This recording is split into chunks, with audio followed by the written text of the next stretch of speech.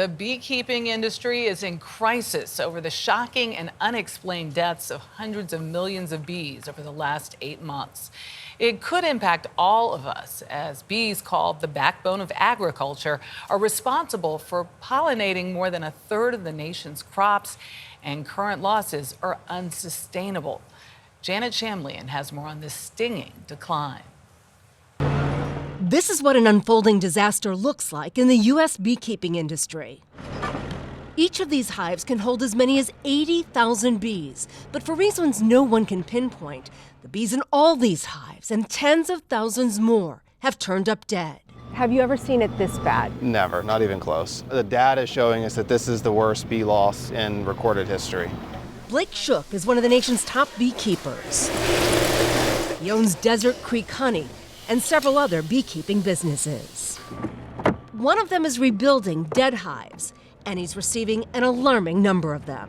Where are they from? Yeah, these are from North Dakota that we're looking at right here. Over there we've got Florida, back here we've got Georgia, I've got California over in that corner. Bees play a critical role in U.S. food production. In addition to making honey, they pollinate 75% of the fruits, nuts, and vegetables grown in the U.S. That's $15 billion worth of crops. If this is a multi-year thing, it'll change the way we consume food in the United States. That's a pretty significant statement. It's huge.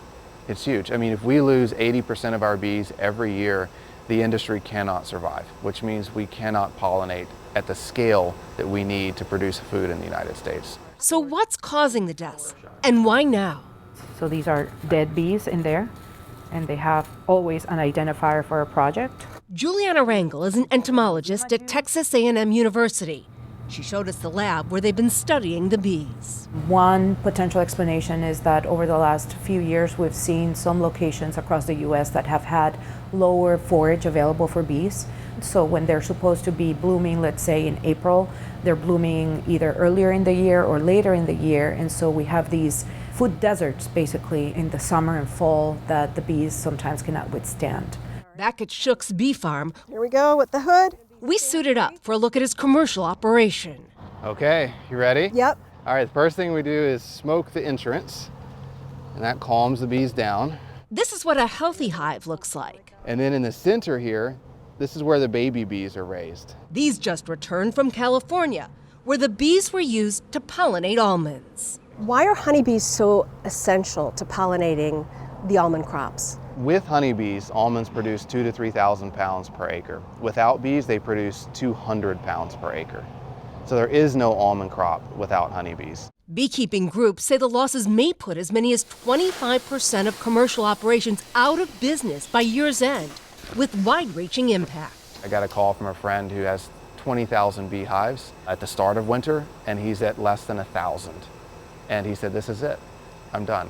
And I've had far too many of those calls in the past weeks. It's not just a beekeeper issue, this is a national food security issue. An industry reeling amid a troubling trend. For CBS Saturday Morning, I'm Janet Shamlian in Savoy, Texas.